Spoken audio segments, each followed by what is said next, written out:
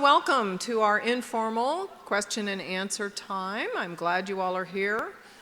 I'll wait till everybody gets seated before we get started. We are recording this as well, so if later anybody wants to see it, we are happy to share that with you. And there's an audio feed in the lobby, just in case we have people out there who either are afraid to come in or would rather be out in the lobby. And so if you have a question of our president, just raise your hand. We have a couple of folks. If you would stand, ladies, who are our microphone. There you go. Wave, right? And we'll bring the microphone to you. So at this point, I will turn it over to President Mitsui. Thank you.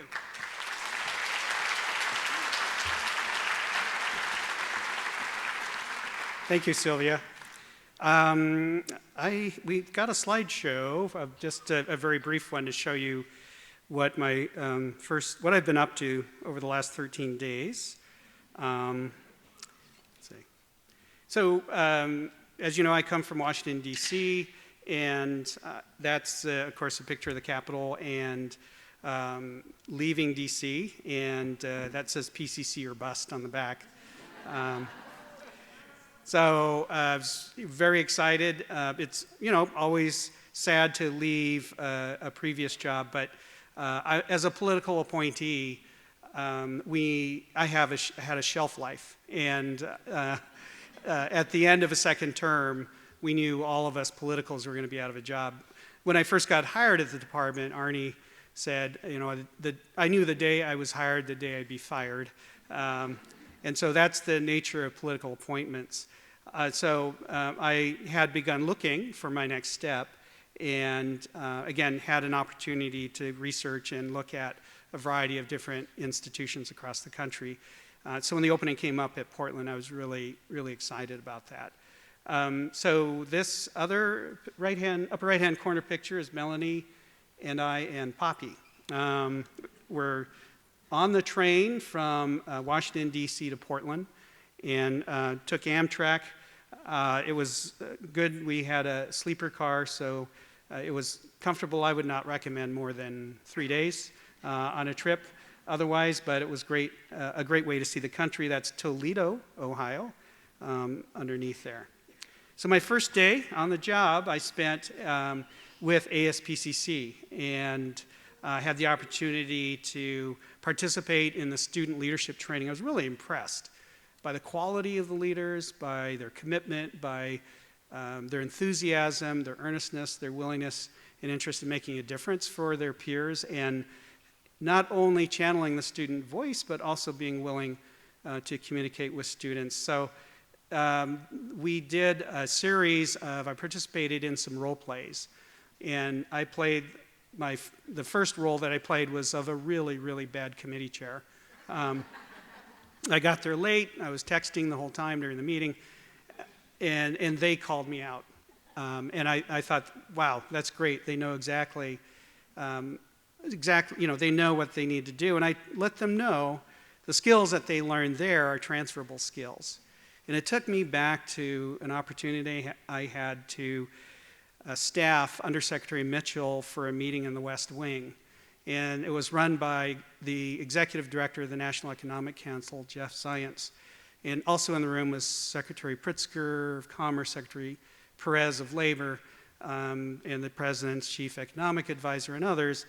And the meeting was about whether or not to include about $20 billion or so in the president's budget proposal. And this was around skill and youth employment opportunities. First jobs. So he did it. I mean, in like 30 minutes, got through it.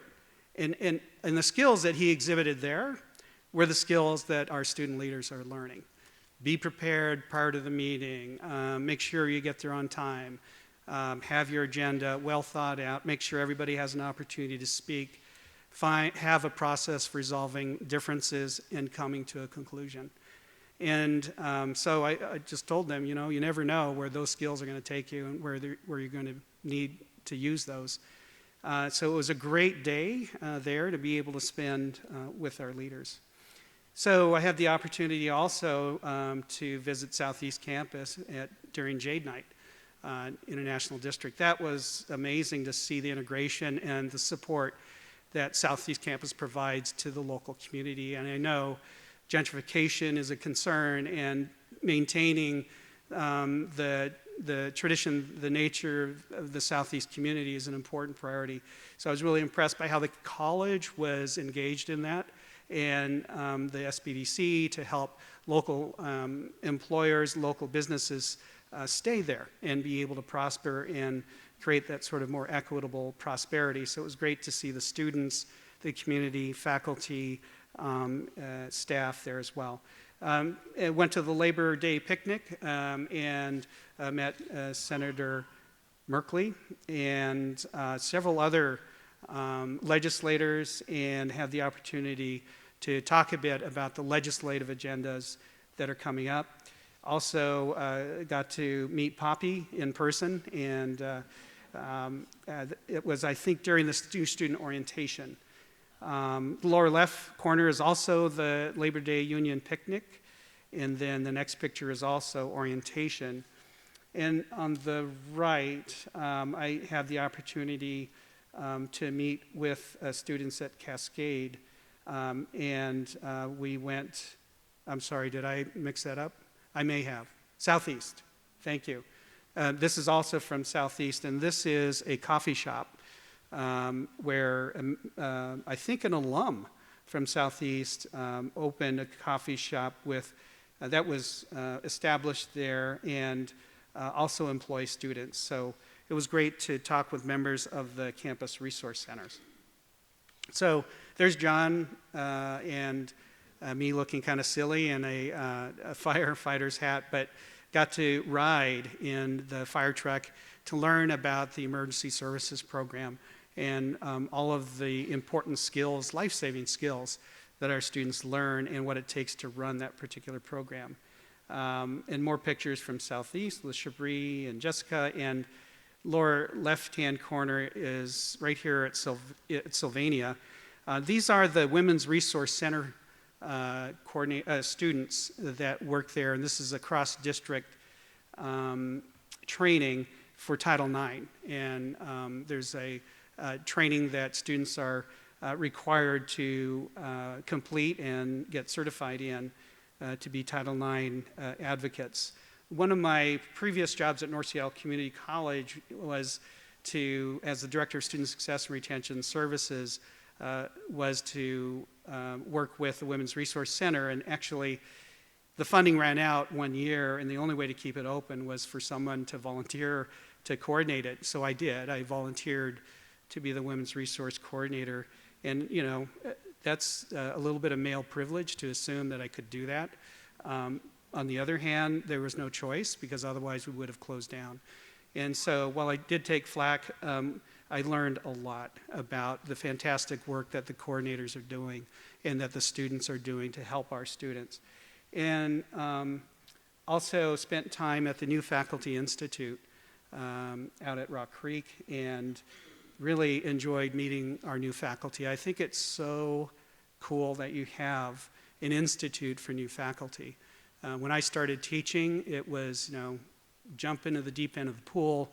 I came in mid-year after we'd lost 2 instructors, and so I had to rebuild the program while I was learning how to teach, and it was not easy. And I worked on developing the new employee welcoming system for new faculty, and teaching circles to help exchange best practices. But the fact that you have this, I think, is really a healthy sign and shows value for the art and craft of teaching.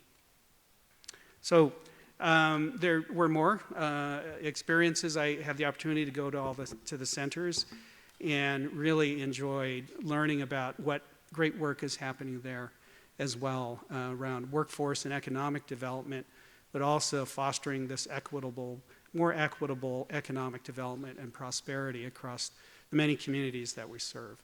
So it's been, this is day 13. It feels a little bit like drinking. It does feel like drinking from a fire hose. The firefighter reminded me of that, but I have to tell you, the water is really good. So I really do appreciate all you've done to help me get on board and to help me learn about all the great things that are happening and some of the challenges we face at PCC, and I look forward to facing both of those with you. So I think we have opportunity now for folks to ask questions. So don't feel shy. Please help me with a softball question. Oh, okay. Yes. Hi, President Mitsui. Hi. My name is Jan Underwood. I teach Spanish at Cascade. And I have a comment and a question. My comment is, I want to thank you for putting social justice, diversity, equity, and inclusion front and center.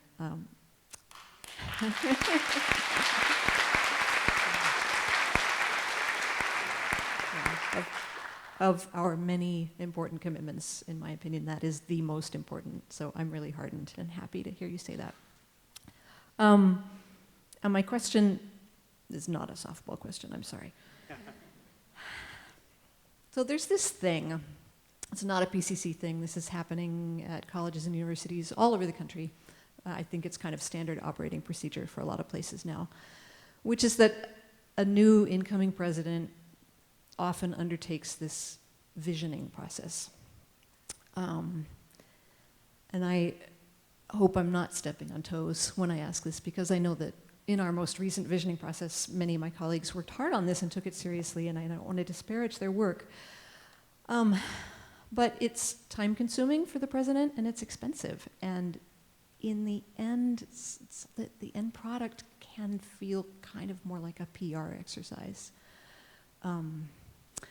With glossy brochures and slogans that make us look good, but that don't necessarily feel super connected to the work, working with students day in and day out. And not because they're bad goals, but just because they're so general. It's like, be excellent, be forward-thinking. So I'm kind of hoping to hear you say that you're not planning to come in and do a visioning process. Thank you. Yeah. No, that's a great point. And I've been through enough of those as well, not necessarily as a president, but as a participant, and feeling frustrated if it doesn't result in anything, and also if you revisit it. So when I was at North Seattle, I think I was there for 8.5 years. Every fall we had a new president for 8.5 years. Either an interim or a new permanent, and then an interim, and then a new permanent, and then a new interim, and then a new permanent. Every time they came in with a new vision and a new process, right? And it just became this churn over time. So I've been there. I know what you're talking about. When I became president at North, that memory stuck with me. And so what I wanted to do was to make sure that the strategic plan that we developed was going to be actionable, and that then it was going to be tied to the budget and the budget development process. And so because the college didn't have a strategic plan at the time, I did go through a strategic planning process and a visioning process, and then we established a shared vision and a strategic plan, and then we went into implementation mode by tying it to the budget and also tying it to accreditation, so that we would not only be held accountable by ourselves but also by the commission. Now, I'm not saying it's exactly how it would happen here, but my predisposition is the same, that I think it's important to be able to create some clarity to a vision, and so that folks not only can see themselves represented, but also have some specificity about what it means, and that there should be also some kind of link to how we allocate resources. So that is my predisposition, because I've been there where we don't know if it's real or not. And the other thing is, at North, the strategic plan was pretty short. It could fit on a back double-sided page and had some specific measurable objectives and outcomes. And so as we move forward and I get to know this strategic plan, I want to honor the work that has been there and also make note of what we might need to do as a next step to begin to make it clearer where we're going and actionable. And then how do we begin to put our money where our goals are? Does that make sense? So it'll week 3 maybe. No, just kidding. It's going to take a little while, but definitely want to try to move toward alignment. And the other thing, so when I was growing up, one of the sports I engaged in was judo. And there's a saying in judo that you plan thoroughly and execute boldly. And what I think surprises people about me is that I do tend to plan, and be inclusive. But then, after all the input's in, I flip a switch and say, execute, execute, execute. And so what I found for me over time is that both process and product is important. Without process, we can't have the buy-in. Without product, people feel like it's a waste of time. And I don't want to waste people's time. So I'm constantly navigating that balance. And when I'm off, you'll tell me. But I think that balance is important, and they're both mutually supportive. Hi. I was really taken this morning by your speech. My name is Laura Sanders. I teach English for Southeast and for Sylvania. And talking about changing the pyramid and the secret handshake where we change it to a completion rectangle, I guess. And one thing that you said was that we would do this on evidence-based strategies tempered by hard-won wisdom of the people who do this work, which really resonated with me. And I'm wondering for you, what is the role of the adjunct faculty in that? There are 1,250 of us. We teach more than 75% of all the classes, and a lot of times I feel like our talents and wisdom have not been tapped fully to implement, to see that vision being implemented down at the classroom level. And maybe you could speak to that for just a little bit. Sure. That's a great question and an important one. And what I'd like to do moving forward is to learn about what we're currently doing to engage adjunct and part-time faculty and what are some of the needs relative to that engagement.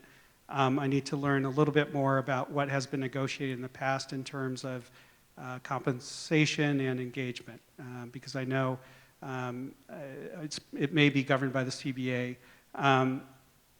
But keeping in mind all of our faculty and the roles that our faculty play in helping students to be successful is critical. Again, I was really encouraged by the new Faculty Institute. I don't know who all is invited and who comes and what barriers there might be for all faculty to get there, but I need to learn about it, and we'll dive into it.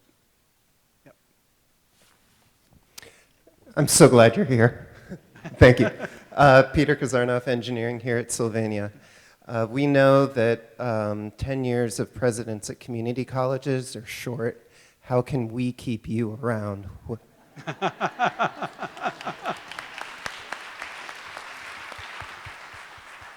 I'll pay you later, Peter. Peter and I work together at North Seattle College, and we're so fortunate to have him at North. You are all fortunate to have Peter here. Certainly helping me to get oriented and to learn about the landscape. And to be honest, I'm the new guy, and so if you cut me some slack, I'll appreciate that. As I get to know I know I'm going to make errors, I'm going to make missteps, but I tend to be, what you see is what you get. So if I do something stupid, it's because I had a short circuit, or it's not malicious, but it does. I'm going to make mistakes, and I appreciate your patience with me. In terms of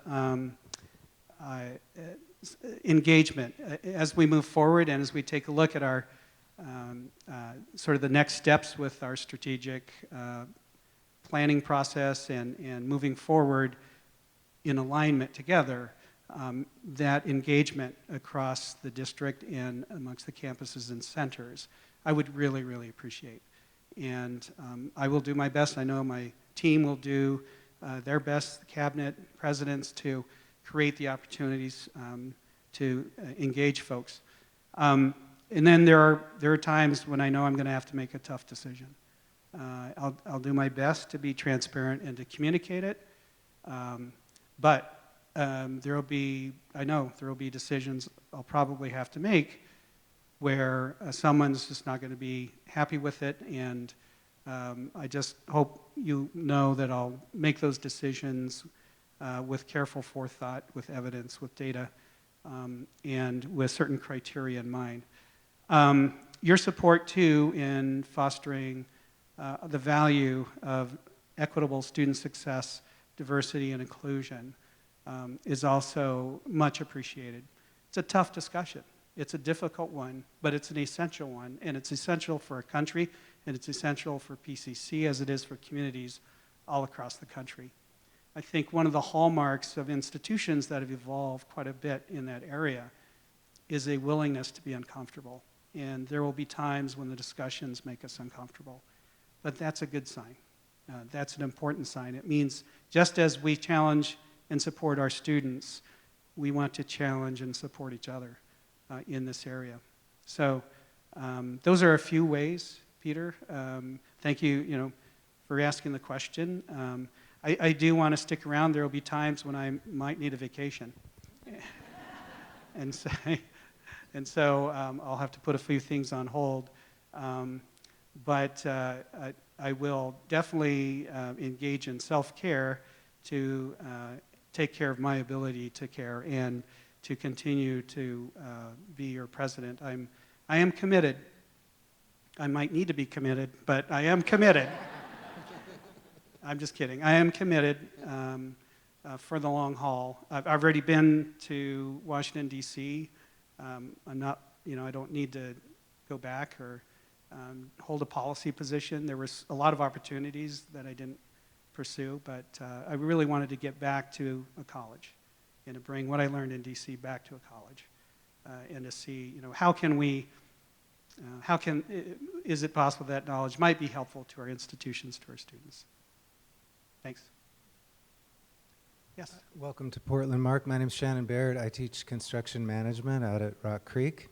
My question to you is based on the fact that as a faculty chair and a faculty member, I chair a group called the Career Technical Chairs Council, where all of the department chairs of career technical programs get together and talk about issues that affect our programs. Along with our group, many other programs here conduct program review. And we do that on a rotating basis to make sure we are staying current with industry in our fields, and other programs do likewise. In that process, we identify the types of things that we need. We try and do a bit of visioning for ourselves so that we can see where we're going down the road, et cetera. And today, I heard that we're potentially going to be going out for a new bond. I've been here 9 years, and in my process of sitting on the steering council for the bond at Rock Creek, one of the things that I found was that it felt like the criteria for developing a bond had been developed at a high level and did not necessarily reflect the needs of the programs and the boots on the ground that I was working with. So one of the things that I would like to get your sort of buy-in on is the idea that if in fact we do go forward with this proposal, that we work towards a mechanism that will tie in those needs that were identified in program review into the process, and that we have checks and balances to make sure that those things are actually identified and brought forward into any bond proposal that's put before our voters.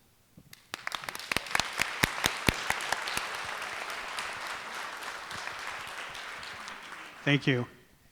So I'll talk this over with Sylvia and with Cabinet in terms of how do we incorporate, how do we consider the program review information in development of bond proposals.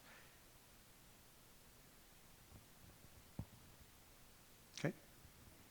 Hi, I'm Darilis Garcia McMillan. I'm the interim director of Outreach, Orientation, and Enrollment Services.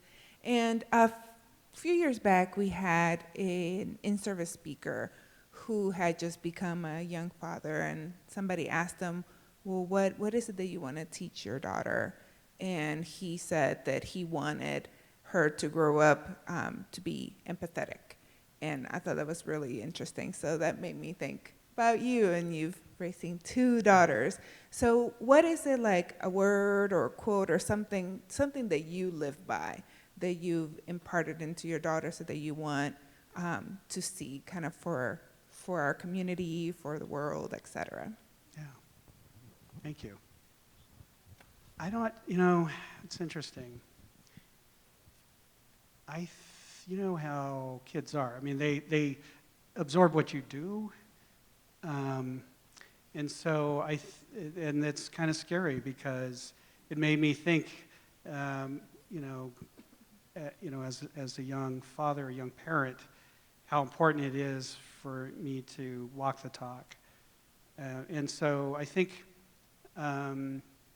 probably more than a phrase, I think they've watched, like, me go to the Students of Color conference and talk about it afterwards.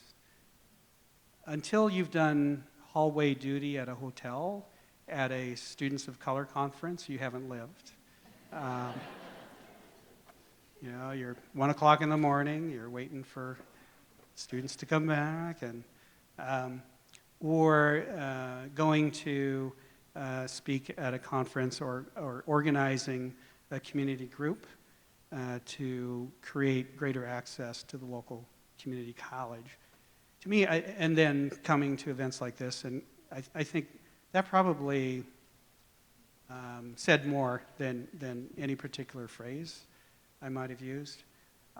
But what I would often talk about is the importance of thinking about the world from a different perspective than our own. And starting with what's happening now across the country, and thinking through communities that might feel marginalized, to working with communities of color in the community. I think in different ways, when they're ready, they absorb it. I don't really have a single phrase, but more just an awareness of being a fallible father with good intentions to try to sort of lead the way. Yeah, I'll notice some things in my daughters that remind me of me, and I go,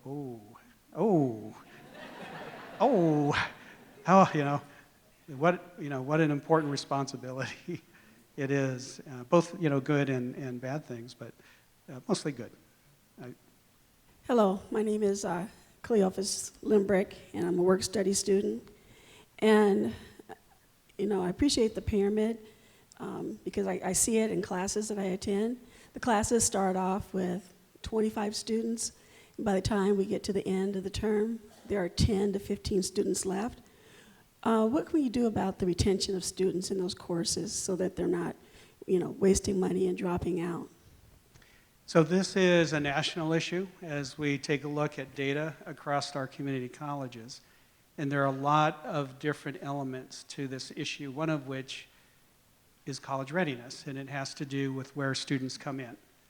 And so how do we best prepare students to benefit from the developmental education that they receive, so that they're more likely to transition to college level courses and to complete. And so across the country, there are a variety of different initiatives that the evidence is beginning to accumulate around. And I'm not saying or promising we'll do these. I'm just thinking through what some of those examples are. One is in the City University of New York. It's called the ASAP program. It's Accelerated Associate's Degree Program. And these are first-generation low-income students who are provided with wraparound supports. And what they have done is doubled the graduation rates of these students. In Arkansas, the TANF program there has allocated additional funding to students, and then the TANF system hired TANF case managers for every community college in the state. They've doubled the graduation rate of TANF recipients in Arkansas, and now TANF recipients graduate at a higher rate than non-TANF recipients. There are new approaches to assessment. I understand with Compass going away, you're looking at implementing multiple measures. Certainly where we place students, and if we place students accurately, that's an important element. One thing that's really important, I think, for policymakers to understand, even though our current system nationally of developmental education does not have the best outcomes, the need for developmental ed is real. Students do have a need to get up to college level. And so it's not a matter of ignoring the need. It's a matter of, through evidence-based and data-driven innovation tempered by the hard-earned wisdom of folks who do this work every day, finding new ways to help more students to be successful. There is an interesting article called Unlocking the Gate, published by MDRC, that categorizes developmental education innovation strategies, creates a taxonomy with an associated level of evidence to back them up. So knowing what our options are, identifying what might fit, and then looking for ways to fund it, looking for how we might be able to implement those. And of course, the people that do the work every day need to have an important say in how that gets implemented because, you know, they're there. Students as well. It's important to have a student voice in any of these innovations. So DevEd is one piece. Placement is another. College readiness is another element. But there's also a tremendous amount of unmet financial need amongst community college students. One of the last projects I worked at the department was looking at that and finding ways that we could bring together different federal agencies to help meet that need.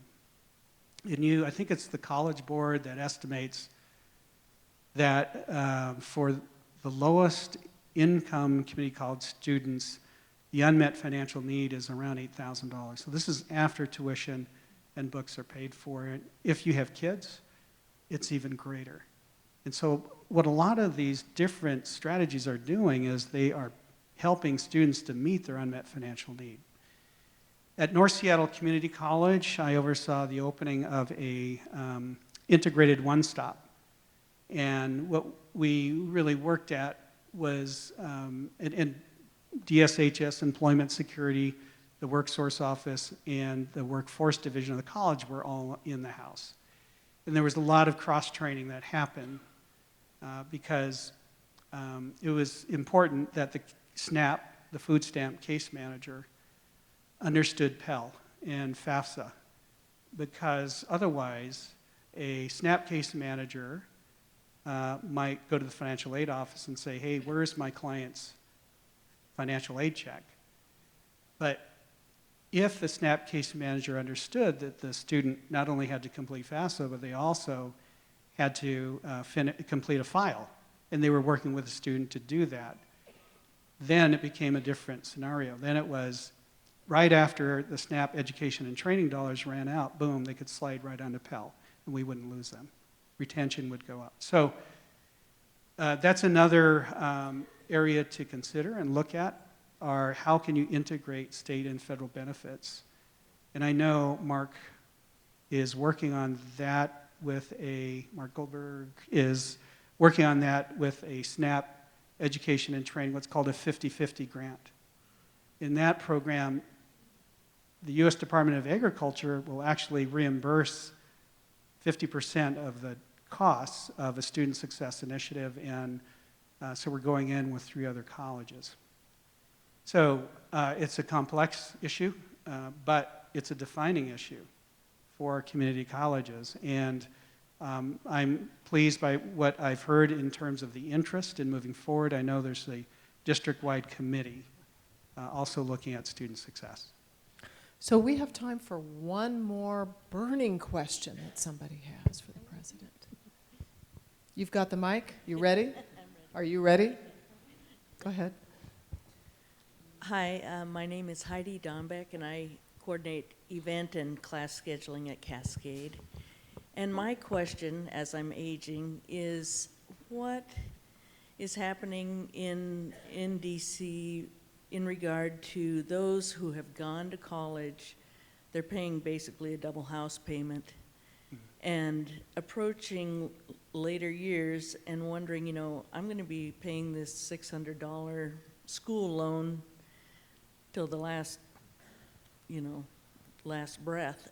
What happens in those cases? Are there going to be programs where perhaps you could, I don't know, volunteer, cut down some of those, something? Yes. So I think it was around 2010 to 2012, somewhere in that time period, where the federal government, through the Department of Education, offered the new direct loan program. So these were no longer private subsidized loans authorized by the department, but the department actually became the loan, the entity that provided the loan. And that reduced the rate. Now with that came a whole slew of income contingent repayment plans and a continuation of loan forgiveness programs. Now, some of those I'm not an expert in this area, but there were some loan forgiveness programs, for example, for teaching in high needs areas and for other professions working in high need areas. The income contingent plans cap the amount of your annual or monthly income that would go toward loan payment, so that you can't pay more than X percent. It's called now pay as you earn. And part of the problem right now, or the challenge the department is facing, is getting more students to sign up for that. They just don't know about it. If you have a private loan, obviously that's a different, whole nother set of rules, and really is a challenge because that's not part of what the federal government is working on. So the Department of Education, if you have a Department of Ed loan, has a website for loan repayment, and the FAFSA website is a good place to take a look at to see where your particular loan may fall if it's a federal loan. If it's a private loan, then it is probably another issue, unless it's a private subsidized loan that occurred through the department prior to switching over to the direct loan program. I know that the candidates, at least one candidate has talked about debt-free college, and so, you know, what may evolve out of that in the future is yet to be seen. But in terms of what the current policies are, I would encourage you to check in with the department if you have a department loan. But it's a big concern. Now, student debt has exceeded credit card debt as the #1 form of debt in this country. And tuition has gone up amongst public colleges as state investments go down. In private colleges that don't get state reimbursement, tuition has still gone up, and for different reasons. So this is a huge concern in DC. I heard about it all the time. The Secretary and the President talked about it many times, and it drove a lot of the income contingent repayment plans. There's also, I believe, an experimental site around financial counseling for students before they take loans. And so that's an important component for a lot of students. And I was on a Financial Literacy and Education Commission chaired by Secretary of Treasury Liu around how to promote financial literacy, particularly in higher education. And so there are a lot of new tools being developed for that for students before they take loans out. So, President Mitsui, do you have any closing comments before we adjourn either to the cafeteria for lunch or to the meetings that folks have? I'll let you close. Well, it's a real privilege, honor, and pleasure to be here. And again, I'm so glad to be your your new president. Thank you for your warm welcome. But thank you for the work that you do each and every day, and I know the work that you're going to be doing throughout the year. I look forward to moving forward with you and learning from you. And thank you again for the commitment to our mission and the life-changing work that you're engaged in with our students. Have a great year. Thank you.